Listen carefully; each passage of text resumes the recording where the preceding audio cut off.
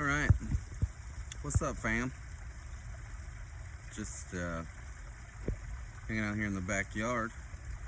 Let's see if I'm gonna hold this thing straight up and down. Is it gonna put weird black bars on the side when I upload it?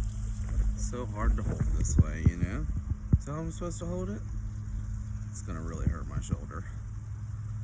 Okay, let's try this way for a little bit. Hopefully I don't give you guys a terrible migraine. So let's see. Hanging out in the backyard. In the middle, this little area right here, called the tropical garden. Mostly filled with tropicals. Middle of the year. The middle of the summer, rather. Sorry, the guy next door is mowing. Be over here to mow next, so. So yeah, anyways, it's a backyard, house. The area is basically split into a bunch of, never mind the deck, we're redoing the sides. The backyard's basically split into a bunch of different garden areas. This area over here with the sheds, that's typically the Mediterranean garden. And then back here, towards the back, is what we call the Alice garden. We've got a Cheshire cat, and then there's a bunch of woodland area back here. If I can show you. It's the end of winter, so pretty much everything's in complete and total disarray. The yard is absolutely filled with weeds, I guess only for about the next half an hour or so. See if I can show you a bunch of these weeds. So if you can, if you're growing an American garden, or American lawn rather, you want to let the annual winter weeds kind of live as long as possible into the spring, because they feed the bees. I don't know if you guys can actually see, but the whole yard is mostly filled with these. This thing is called henbit dead nettle, and then all this stuff is called, the rest of it's called red dead nettle. Just a bunch of nettles. There's some little blue flowers in here. Let's see if I can show you. Oh, speedwell. Just all bee food.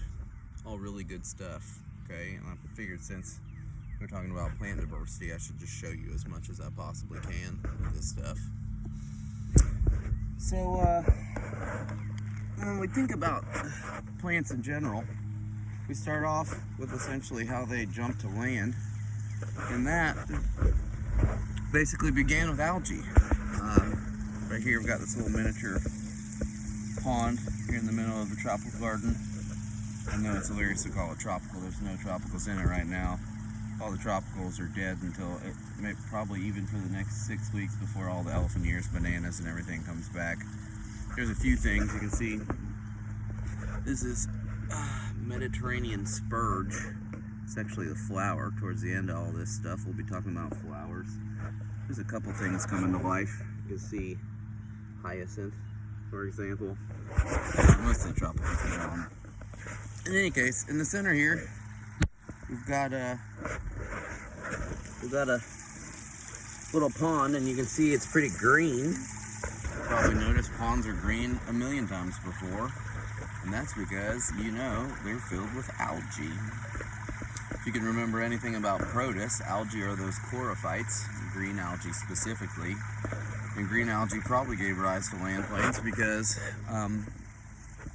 they have a ton of similarities that they share with them. They're green, so they have chlorophyll, chloroplast. Their thylakoid structure is also really similar. They also have a bunch of those pigments we've talked about before. You can go all the way back and remember your photosystems and the pigments embedded there. Chlorophytes also have beta carotene and xanthophylls, right? Those orange, yellow, and those kind of deep purple, red pigments that you see in the fall when light availability changes. Crazily enough, if you were to take a look at some of the algae in a pond under a microscope, you basically just see long little filaments. Some of them have cell walls, so a lot of them have this very geometric architecture to them. But just like some of the leaves turn in the fall, some of the algae changes when light availability changes in the fall too. Some of the color in the algae change. So yeah, we've got lots of cool stuff we can talk about. Algae probably gave rise to land plants. Missing, of course, the structure and the ability to be able to live on land. What else can we talk about with algae? Oh, the next thing we can talk about with algae. Let me show you guys something super cool. So a lot of the trees here in the backyard, this is called a purple leaf plum. No purple leaves on it. It's a purple leaf plum across the other side of the yard. My neighbors. But if you look here, you can actually see this is lichen. And lichen, not lichen like the werewolves, lichen like L-I-C-H-E-N. Lichen is a symbiotic relationship with plants and fungi. Hilariously enough, we didn't know it's actually, or algae and fungi, sorry. Algae and fungi. Of course, the algae photosynthesizes for the fungi to provide it with sugars and starches. Oh, that was another thing. Algae actually store their starch or store their excess sugars in the form of starch, like plants. Oddly enough, some protists store their excess food storage in the form of lipids, like us.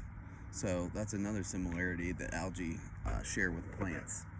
So in any case, lichens, symbiotic relationship with algae and fungi. 2 years ago, we actually figured out it's two very specific species of fungi. But lichens are classified essentially, bugs. Lichens are classified based on the way they look. Basically, this one right here, called foliose lichen, looks like foliage of a tree, or foliage on a tree, right? Kind of looks like leaves. So, because of that, we call it foliose lichen. I'm gonna try to find you another type of lichen. We've also got, see my cat somewhere, or I hear my cat somewhere. People be like, oh look, hot tub. No, actually cold tub. Cold tubs make you stronger. Hot tubs make you weak. Do some Wim Hof breathing and hop in that bad boy at midnight and howl at the moon. Oh, lichens. So, on this dogwood over here, we'll see some other lichens. So we see some more of this foliose lichen right here. Algae, fungi. But you can also maybe see, yeah. Get that to focus. Focus. So this is called a Fruticosa lichen because it kind of looks like fruit. Kind of. And this one particularly is called Usnea, or old man's beard. It's actually edible. Lichens live in crazy extreme environments, so really good starvation food, which is kind of good information to know at the moment, right? Speaking of which, I hope you guys are all good. So old man's beard, or Usnea, it's another type of lichen. I don't think there's any other kinds of lichen. The moment, sometimes if you're walking around, and maybe I'm gonna go to Reedy Creek later, kind of show you guys around there. In Reedy Creek,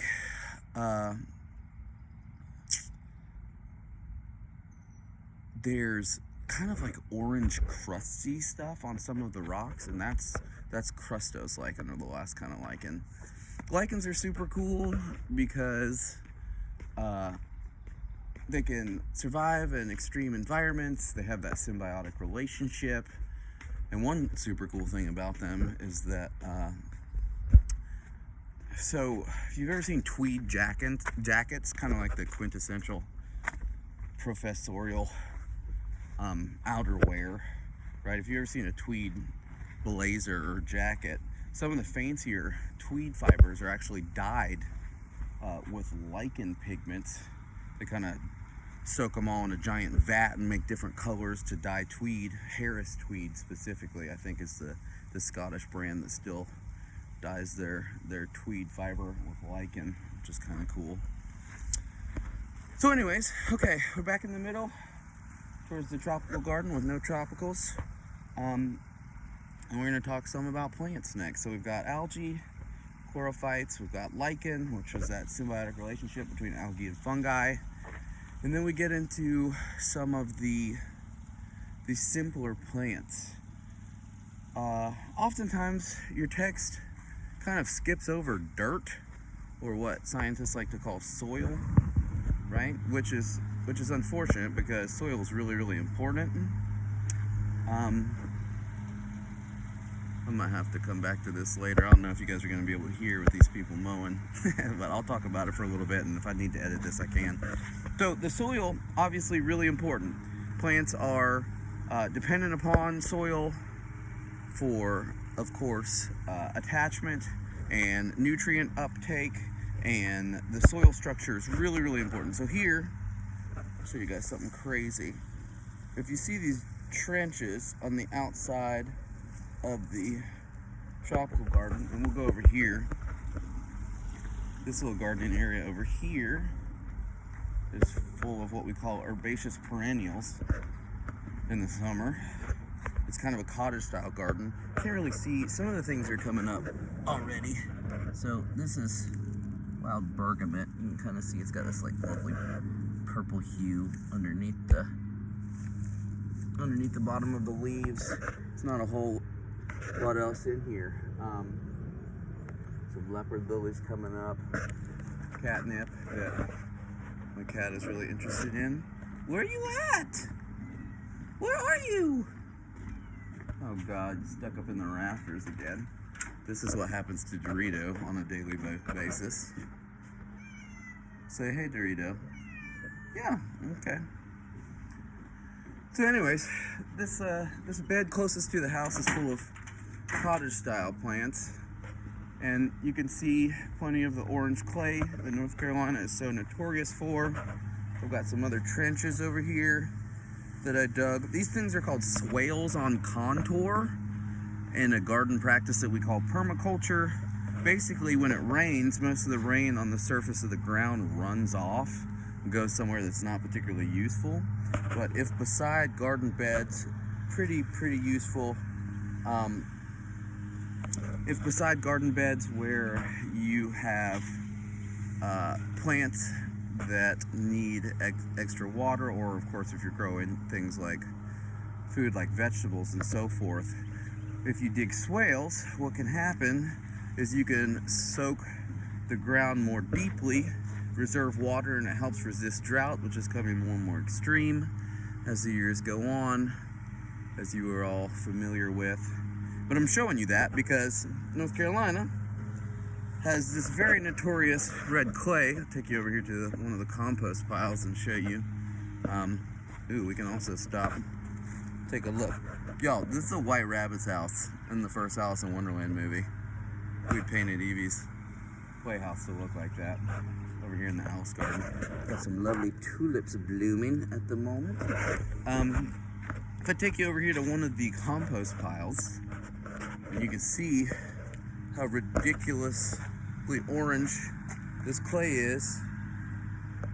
We call this soil type ultrasol, and clay is great sometimes and terrible other times. It's really, really high in nutrients.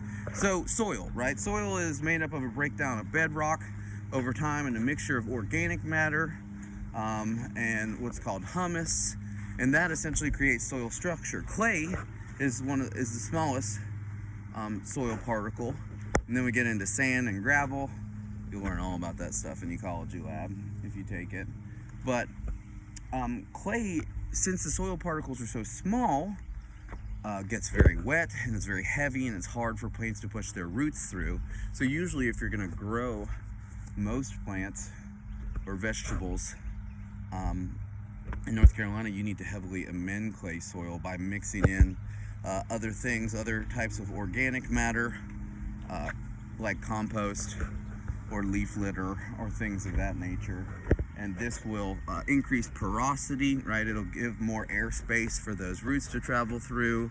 It'll also allow more space for the mycorrhizal fungi that live under the soil to grow through, which is so necessary for almost all the trees. Oftentimes we skip over the fact that most plants are dependent upon these mycorrhizal relationships, and if you take field ecology with me, we'll learn all about these, because there's only a very specific type of fungi, that glomerulomycotes, that associate with plant roots.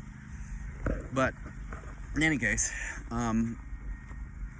so soil porosity, it also holds water, it holds nutrients. Some types of soil do not hold nutrients very well,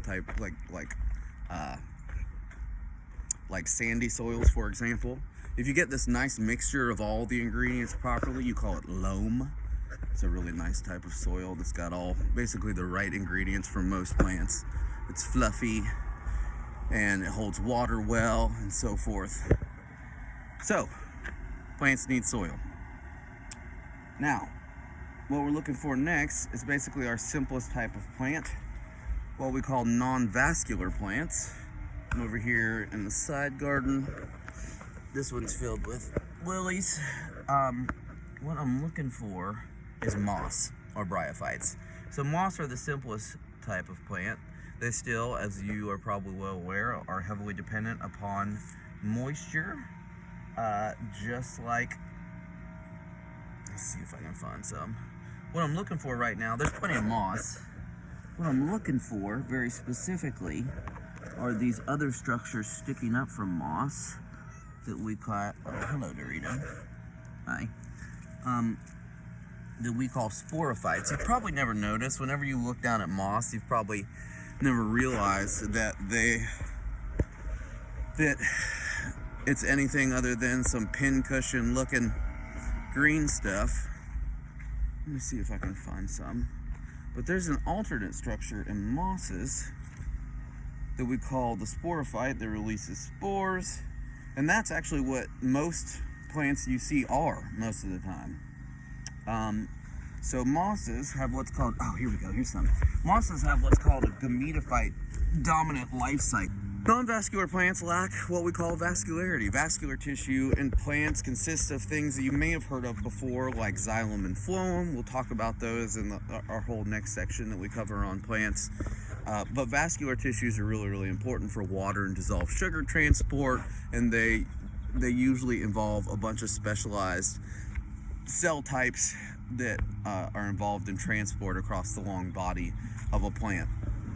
And mosses, specifically, with a gametophyte dominant form, the gametophyte, or the part of their life cycle, the plant life cycle, that produces gametes, hence the name gametophyte, it's comprised of both male and female structures, and I'm going to see if I can try and find you a difference in them over here, maybe.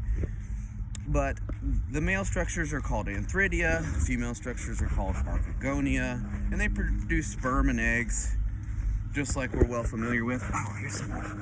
So, once again, oh, yes, finally. So, giant sporophytes release spores, haploid, grow up into gametophytes. Gametophytes can be male or female at their tips. Female tips are a little larger, produce eggs or archegonia.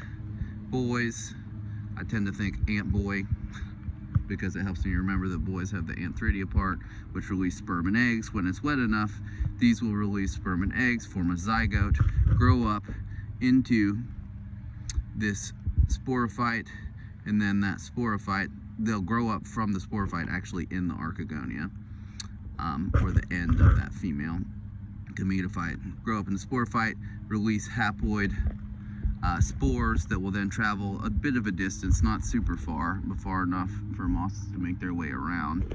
And that haploid sporophyte will grow up, release spores, and then those will grow into these gametophytes again. Glad we found some of these. All right, so front yard, quick tour. Mostly Asian style, tons and tons of different azaleas. Oh, let me show you all the yard dragon. People always ask me about the yard dragon. Yard dragon. Let's see if I can get a cool angle on this dude. So when we moved into this ancient house, the septic wasn't working, so they had to dig this giant trench, and they left this huge pile of dirt in the front. And they were like, oh, it'll settle. Guess what? It never settled. And so I had this huge pile of clay that I shaped into this yard dragon. Baby mama did not give me permission to cement it until all the neighbors were like, we really like your yard dragon. And that's why we have a yard dragon. we'll come back and talk about these later. These are a little more complex plants. First, we're going to take a trip to Reedy. Ooh, there's some hyacinths. Early bloomers right there, poisonous. Lots of poisonous plants. We'll talk about daffodils later too. I hate daffodils. Tons of nettles in the yard. Ooh, we've got some of these azaleas about to bloom. Just lovely. Just lovely. This whole hedge is azalea. Y'all have to definitely follow up with this and show you guys. These two things are these giant cherry trees in the front of the house, and when they bloom, it looks amazing. Okay, so next trip we're gonna take to Reedy Creek, and I'll show you guys the next step in plant evolution, essentially seedless vascular plants with pteridophytes and lycophytes, club moss, and ferns. Alright, so we're over here, Reedy Creek Nature Center. There's actually this super sweet trail that goes behind it. Most people don't know about. It's a pretty busy day at the park, but even on the busiest days, hardly ever run into anyone on these trails.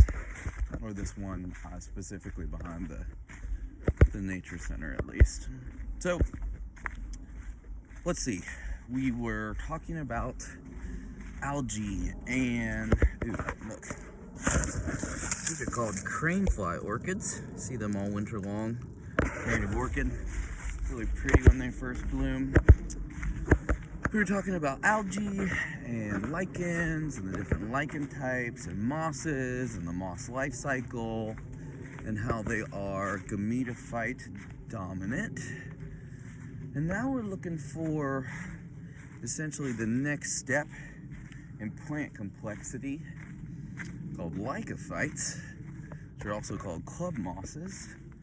They're really rare, these days at least, but you can find them in this forest type that we call a mixed oak hickory assemblage, a certain type of plant community. If you take field botany with me, you'll learn all about this. In Reedy, we've got all kinds of cool trees out here. But ooh, okay. Here's some club moss, and I'm gonna see if I can basically show you guys. Get off the trail here for a little bit. So, anyways, we're talking about mosses, Gametophyte Dominant life cycle. Ooh, here's a cool example. We got moss on this log in conjunction right beside club moss. So, anyways, the life cycle in plants is typically referred to as alternation of generations because they alternate this Sporophyte and Gametophyte life cycle. It's really hard to analogize in humans because we don't really have a really good example of this. If you look at the presentation that I post online, I kind of make this silly analogy where I use Joey and Phoebe,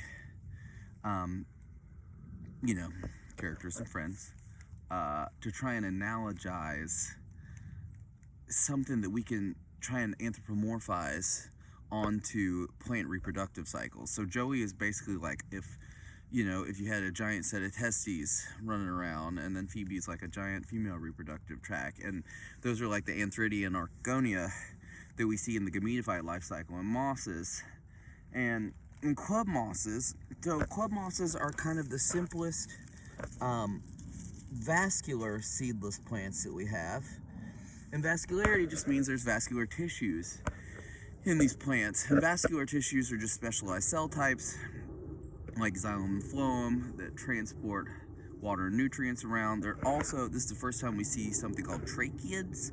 And tracheids are basically, they're kind of like straws that were perforated and closed on the end. So they're long little tiny microscopic tubes that go up and down the plants that specialize in transport of nutrients and water specifically for tracheids, over long distances, and this is what allowed plants to be bigger. Now, it's kind of hard to imagine. Let me see if I can get down here. It's kind of hard to imagine right here, the club mosses These things throughout evolutionary history, there were club mosses, lepidodendrons, I think was the ancient club mosses. We see these in the Carboniferous period heavily, but they were like the size of small trees back in the day, as in 350, 400 million years ago. But so Lycophytes or club mosses have this Sporophyte dominant life cycle here. So the Gametophyte, like we see most mosses, the Gametophyte lives under the ground for a few years before it pops up. And then we see this Sporophyte thing right here, dominant life cycle. And this thing still releases spores. It has spores up and down the stem and under these leaf-like structures here that are released, and the Gametophytes grow underground, and they still produce sperm and eggs. And in fact, what's really weird is some club mosses have what's called heterospory, meaning that their spores are different sizes and go on to produce male and female sperm and eggs. And however, not this particular type of club moss, what we're looking at here. We'll talk more about heterospory when we discuss gymnosperms and angiosperms, which are the bigger plants. But here, club moss has Sporophyte dominant life cycle. We release spores. The spores go on to grow into gametophytes underneath the ground. They're usually associated with specific fungi, and in fact, so much so that you can't even transplant this stuff. Trust me. We can't really transplant this stuff. It's always cool when you can find some kind of, if you can actually look behind me all through the woods there. That's all club moss, typical of an oak hickory forest. This is kind of a mixed. In the Piedmont, most of our forests are really weird mixes of things. It's kind of a mixture of what we call oak hickory forest, meaning it's got lots of oaks and hickories.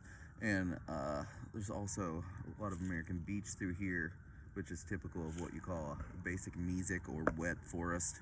But because this is so close to disturbance, and pretty much everywhere in the Piedmont there's all kinds of weird mixtures of trees, and there's not a lot of clear-cut plant communities close to development. In any case, forest full of club mosses, impossible to transplant, still have this alternation of generation life cycle. Now we have Sporophyte dominant life form that we see. The Gametophyte that is analogous to the primary form of moss is no longer dominant. It lives underneath the soil for a couple years in association with various very specific fungi.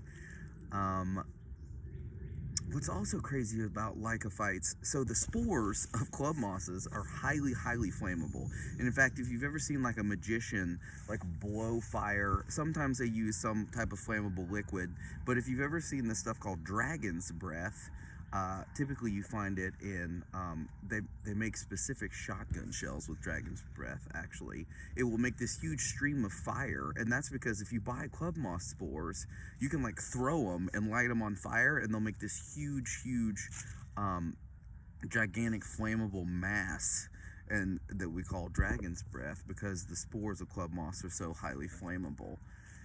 The Lycophytes, a little more complex. Dominant life cycle is now a sporophyte, that is that haploid form that releases spores, and then it will alternate with that gametophyte life cycle, except for unlike in mosses, their gametophyte is under the ground, and you don't typically see it at all. Now next we're going to go find some, here, I'll walk around and see if I can find some. We're looking for pteridophytes, which are ferns. So, once again, pretty important to remember that early on in plant evolution, a lot of these things were gigantic just because there wasn't a whole lot of competition among land plants. So in the early Devonian, where we see the first trees, and what we mean then is the first trees are not the trees that we see now, but the first trees, which are giant club mosses, in the lepidodendrons, I think that's what they were called. And then also during the, so we see the giant club mosses during the Carboniferous. Those actually They were often inundated or flooded, and then they went on to become cold deposits that we use now. And we see a plant called Cladozolopsids in the early Devonian, which was a fern lineage. So basically like giant tree ferns. If you've never seen a tree fern, Google it. Probably the coolest plant you've ever seen. There are forests in New Zealand that are dominated by them. They're native forests there. Absolutely amazing. We've got some cool ferns here, but nothing really like that. So what I'm looking for next are ferns, which are just a different plant lineage. Also seedless, they produce spores. Also vascular. They're a gametophyte you've probably never even noticed. It looks like just a hunk of lettuce hanging out, and kind of the male and female are on each side of the lettuce that produce sperm and eggs that then fertilize and form a zygote and grow up into a sporophyte. And that's the fern that you recognize. So this time of year is a bit early for ferns to come out. They like it nice and warm. But there are evergreen ferns out here that we call Christmas ferns, because guess what? They grow around Christmas. That you can find year-round. I'm gonna find some. Probably pause this so I don't have to drag you guys through this. First, let me show y'all this whole forest. The whole forest floor filled with club moss that you can only come visit if you come visit Reedy Creek. Alright, I know you guys are sick of hearing me ramble on about moss, changing all kinds of angles on you guys, but check out this huge, lovely mound. Lots of differences here. Probably some Anthridian Arconia down in here. What you can see on this particular one is that there's some remnants of Sporophytes. They're already dying off. At least there's spores. Ooh, look, here's some fiddleheads of, oh, that's a little baby Christmas fern. Oh, this is great. So, ferns, pteridophytes. Here we've got a Sporophyte dominant life cycle. You can see the little fiddleheads that come up. And ostrich ferns, another local fern. Those are edible, actually. Chefs use them quite regularly. So here we've got Christmas fern. If it was filled with spores, that would be on the underside here. So haploid form, like I said, the gametophyte form you would typically never recognize. Looks like a little hunk of lettuce growing underneath it. No spores underneath here, but at least we get to see the little fiddleheads growing up. So pteridophytes, we've got, once again, just a different lineage of seedless vascular plants. They have those tiny little straw-like structures if they were closed at the end with perforations. They do not have any difference in their spores. They're not heterosporous like some club mosses. And ferns had their own evolutionary lineage. Early trees, they were kind of giant ferns, I think I mentioned already, were called Cladozolopsids. Ooh, here's some more Christmas tree. Over here, that looking fiddlehead. And then, are there any left over? No. This time, oh, yes there are. Underneath here, you can see these tiny little things are the spores, right? They're released.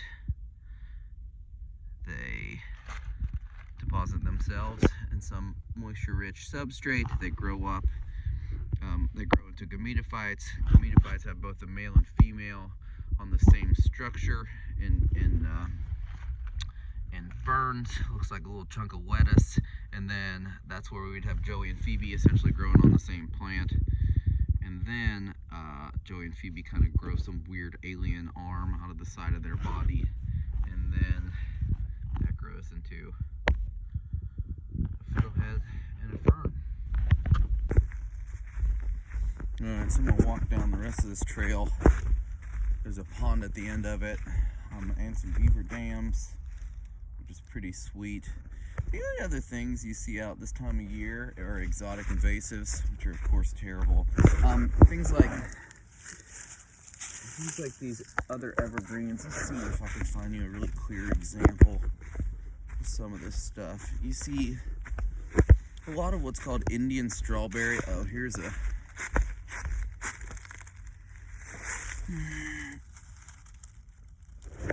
this stuff right here is called cleavers. But guess what? It sticks to you, cleaves to the fabric. Here's another exotic invasive out here. It's called Indian strawberry. This grows in your grass at home. Got tiny little red berries that have literally no flavor.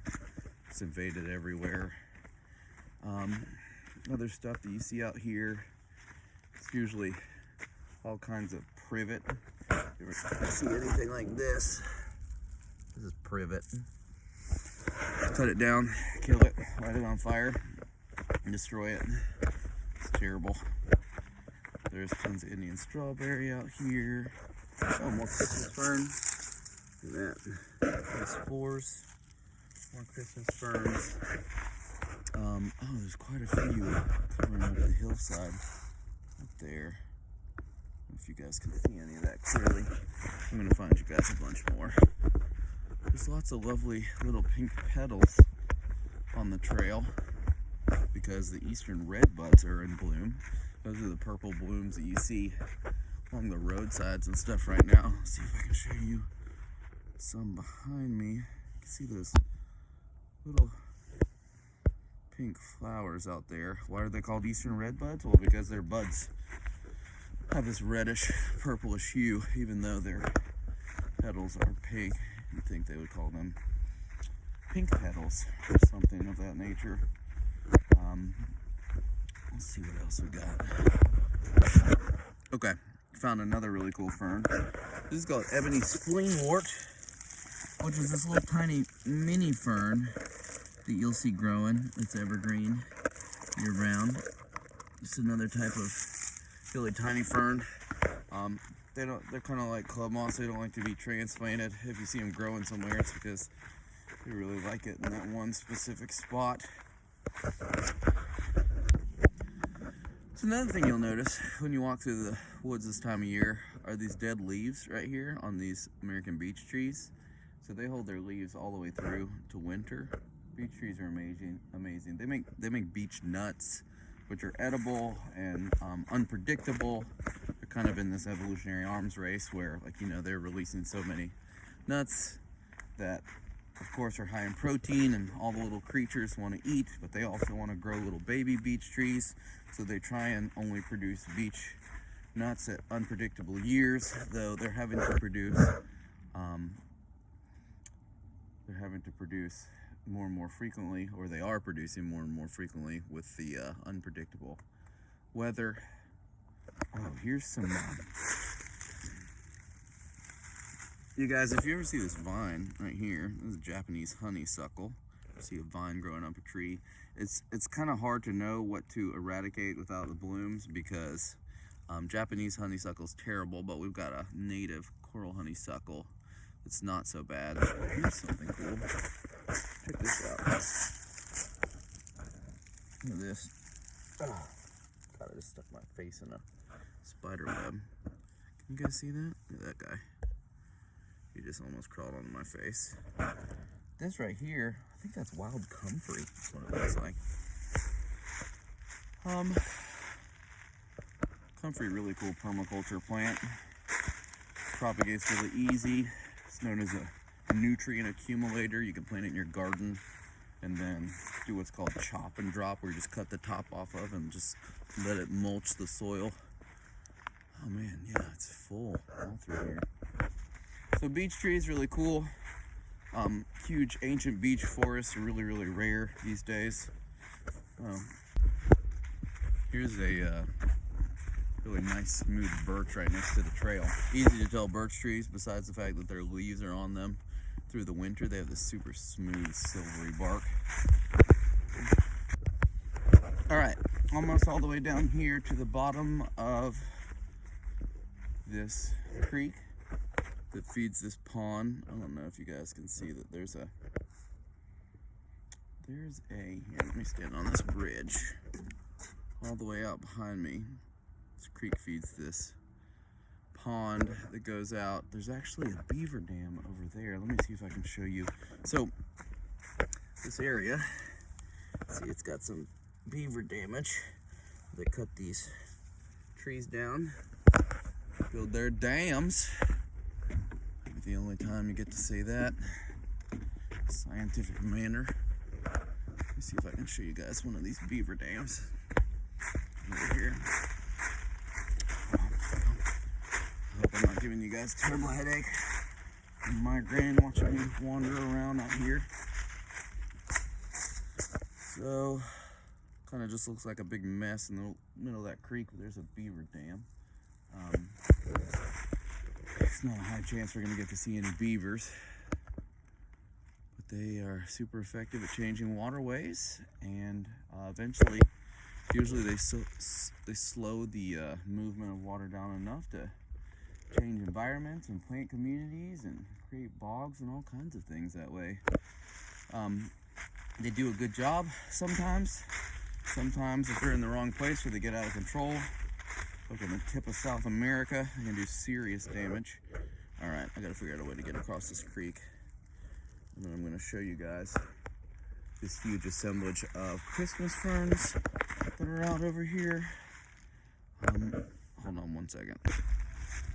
Okay, so now we're essentially in an assemblage of Christmas tree ferns, kind of blanketing the forest floor like the club moss was out here.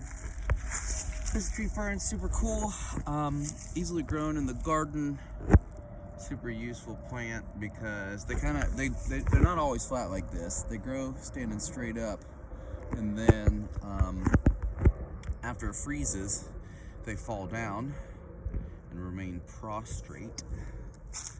And what they do is essentially they cover up the duff or the organic litter that falls from the trees and the leaves, and it basically protects it and allows it to break down properly into humus.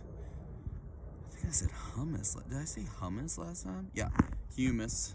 It's not hummus in soil. I mean, there is if you drop it in there, but you can actually see these leaves breaking down right here. This is why ground cover in forest is so useful, because it squelches out weed growth, provides protection, and allows the conversion of this organic matter into soil humus, which will essentially become the organic layer for the top layer of the soil.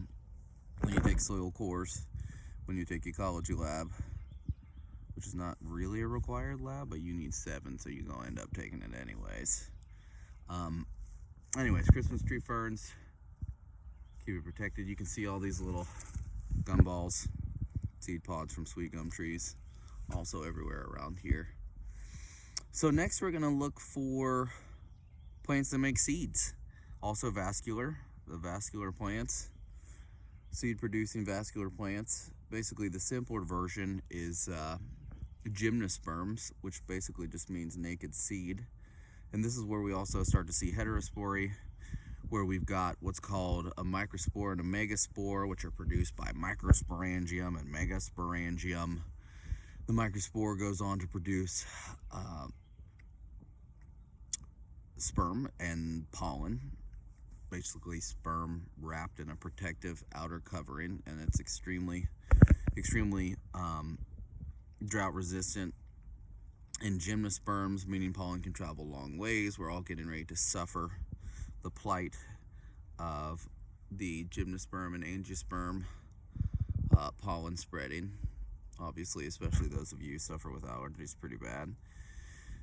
So we'll look for some Gymnosperms. Simpler Gymnosperms are, or Gymnosperms, which are large, Sporophyte dominant, just like the club mosses, the Lycophytes, and the Pteridophytes, the ferns. Gymnosperms, however, make seeds, which are the fusion of a sperm and an egg. And those are produced once again from megaspores and microspores, which are produced from microsporangia and megasporangia. And in fact, those microsporangia essentially are created through meiosis, which you guys still probably remember, and through mitosis they turn into a multiplicity of sperm cells, which are then used to create pollen. And the pollen are basically the gametophytes in gymnosperms and angiosperms, and so they're tiny now, right? Remember, going all the way back to bryophytes or mosses, we've got the larger dominant life form as gametophytes, and now by the time you get to trees, you've got gametophytes that are extremely reduced and only come in the form of pollen. And as we'll see, probably the easiest to identify for you guys, gymnosperm would be like a pine tree. It also includes ginkgos and yews and junipers, stuff of that nature.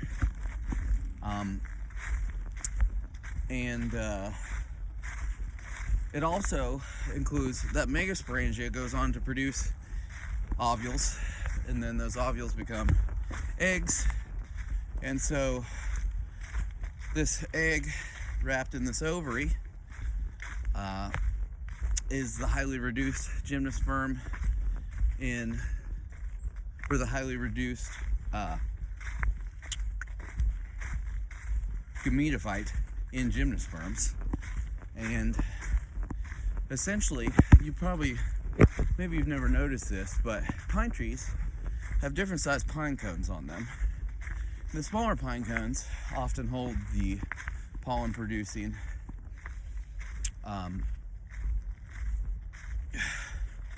microspores, and the larger pine cones house or hold the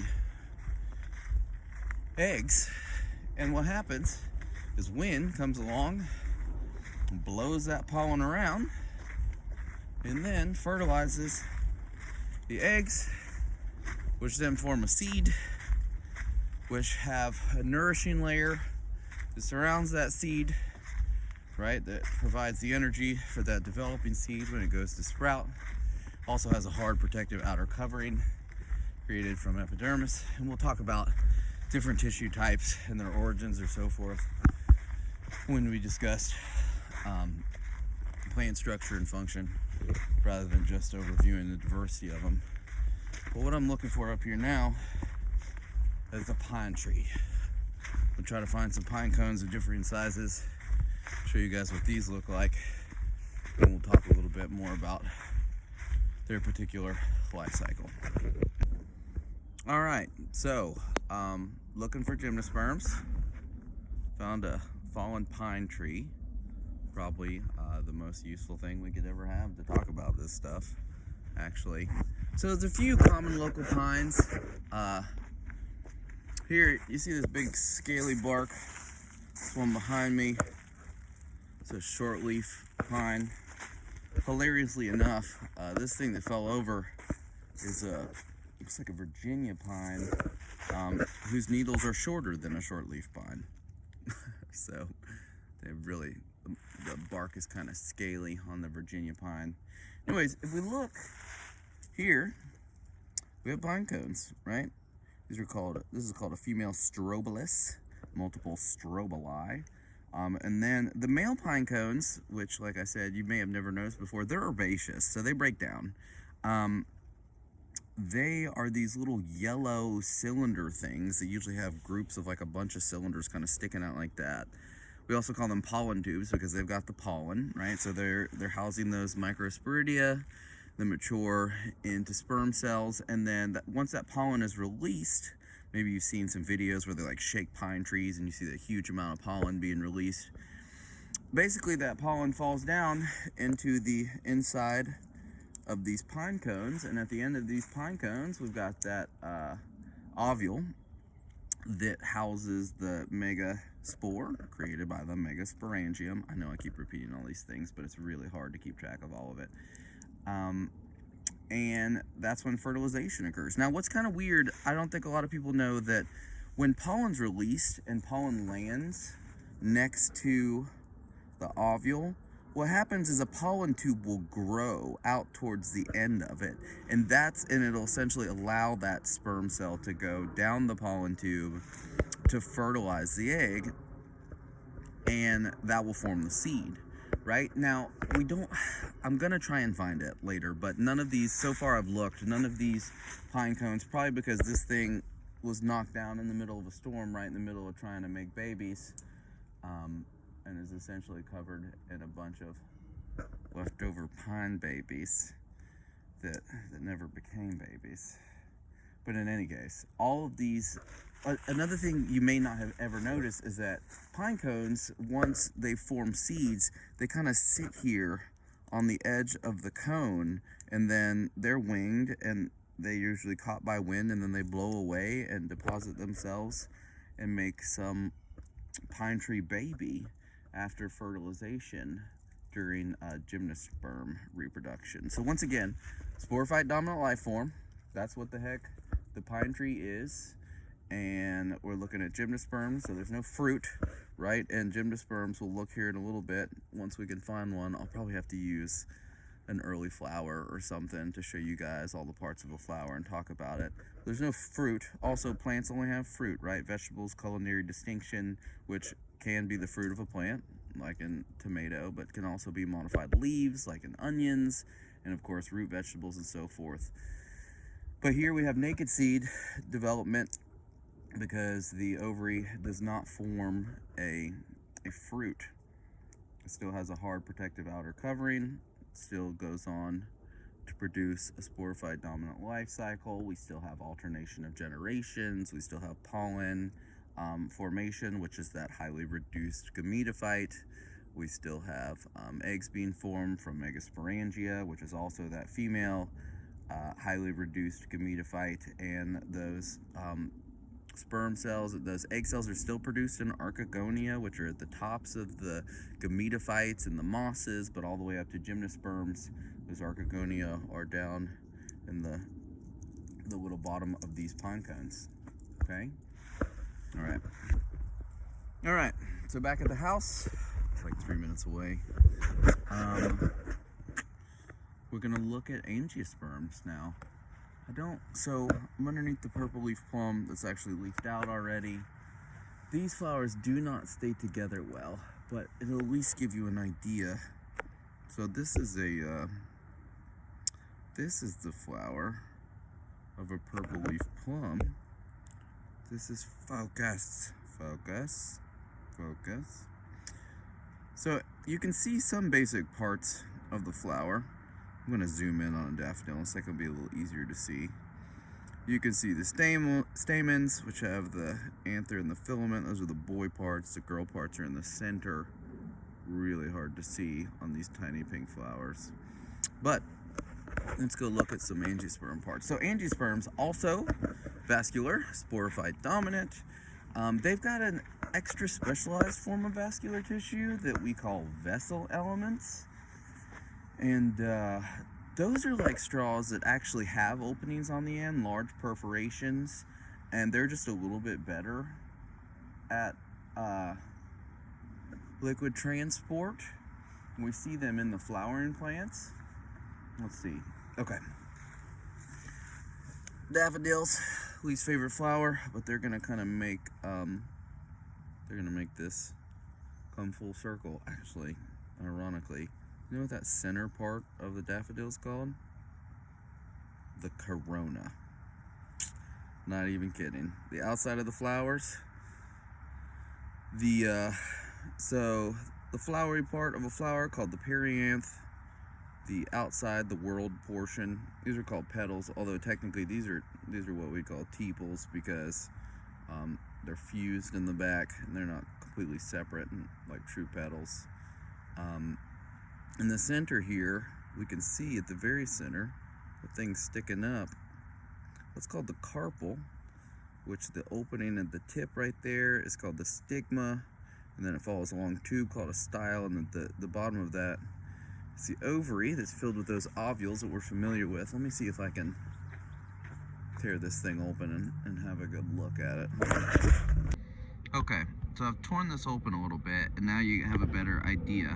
What we can see here, this carpel, you can think SSO for stigma, and then the center, the long portion of the tube, the style, and the bottom of that, the ovary. I'll tear that part open here in a second. But right here, we have the stamens, which are essentially the male parts of the flower, focus, which are comprised of an anther, the part covered in pollen up here at the top, and the filament, the part holding on to that, right?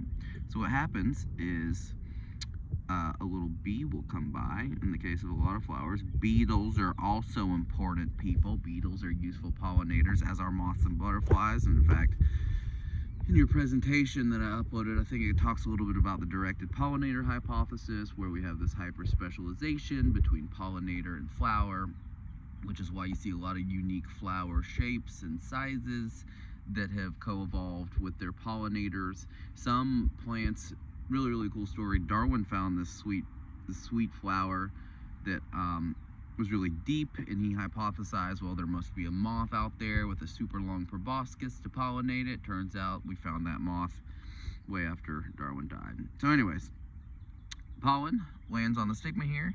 Oop. And then up from the bottom of the ovary, that pollen tube will form and essentially develop its way up the style, and then the pollen grains, the sperm, will come down into the ovary. Let me rip this open, one second. Okay, so I ripped the bottom all the way open, the ovary. You can see those ovules in there, and this is what will essentially be fertilized and develop into a seed. Now, Angiosperms do something really weird where they have what's called double fertilization.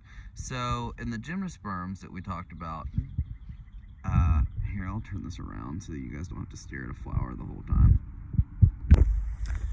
All right, so in the gymnosperms,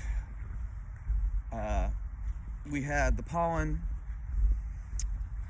that male gametophyte fertilizing those eggs, or the female gametophyte, and develop into a seed where we've got this nutritive layer that serves as starch protector, as a starch storage, and then that's protected with an hardened outer seed coat.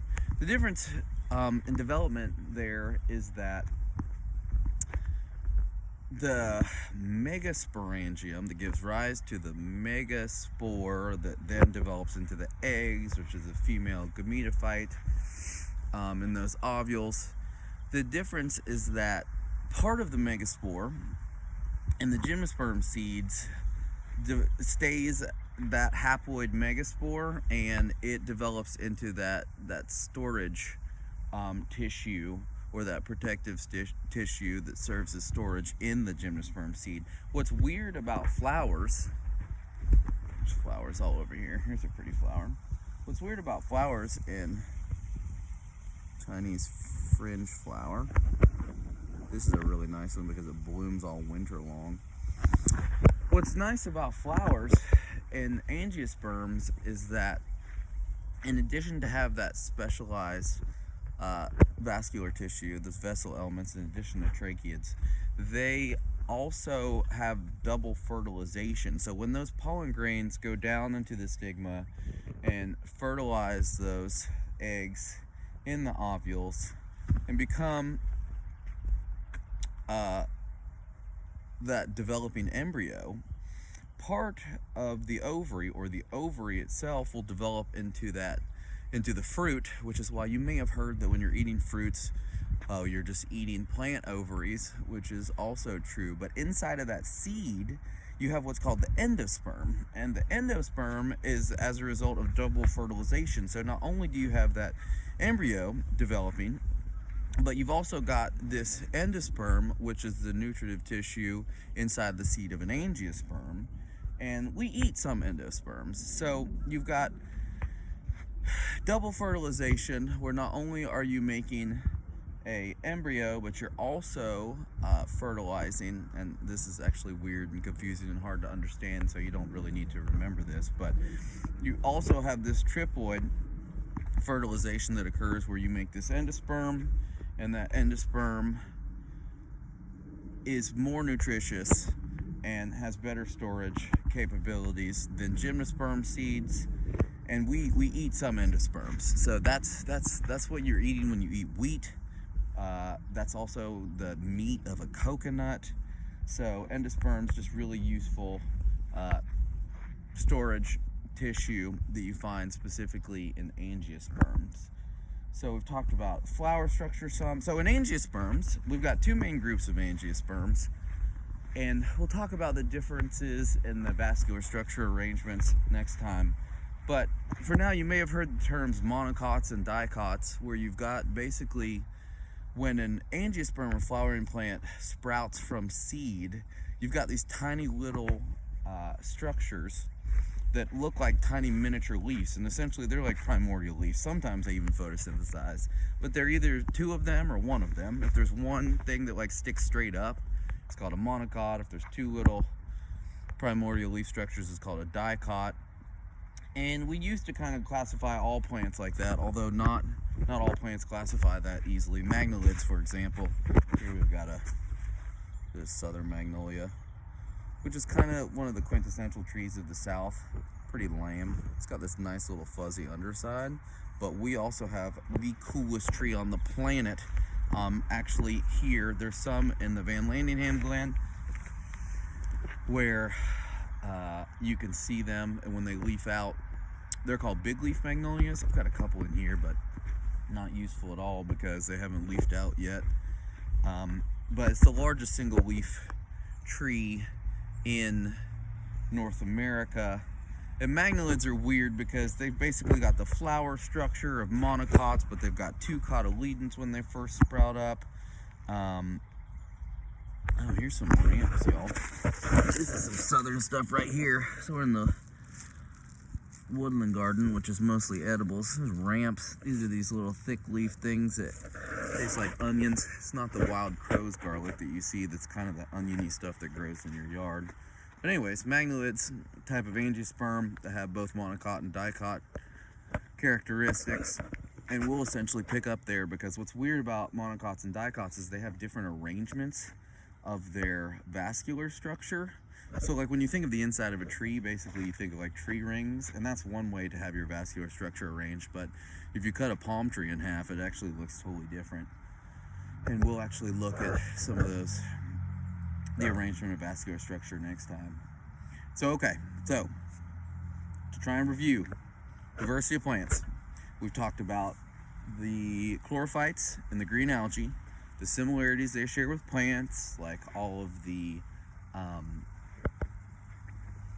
pigments and photosynthesizing elements and even cell walls and so forth. We talked about the symbiotic relationship between algae and fungi and lichens. We talked about the different lichen types. Then we talked about the most simplistic plants in the form of mosses that have tiny root-like structures called rhizoids and a Gametophyte Dominant life cycle, but they still have little tiny sporophytes, which is what we see in the more complex plants.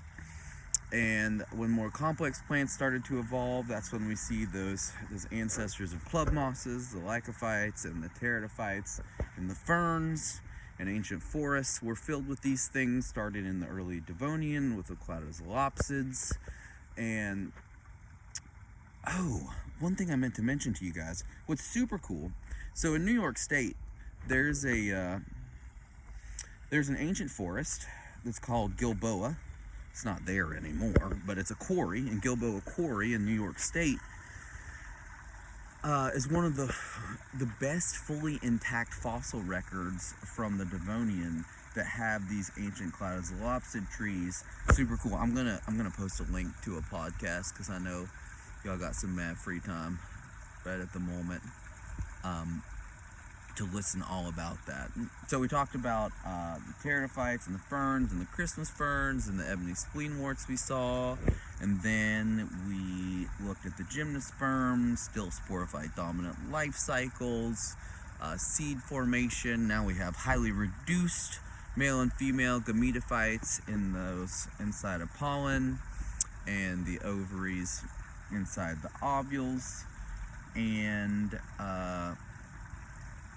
then we talked about flowering plants, which produce which produce fruit, and that fruit forms from outside of the ovary. And we've got an endosperm forming, and we've got more complex vascular tissue. Not only are there tracheids, but also vessel elements.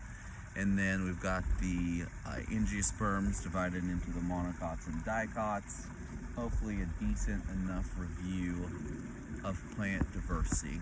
We'll get into structure next time.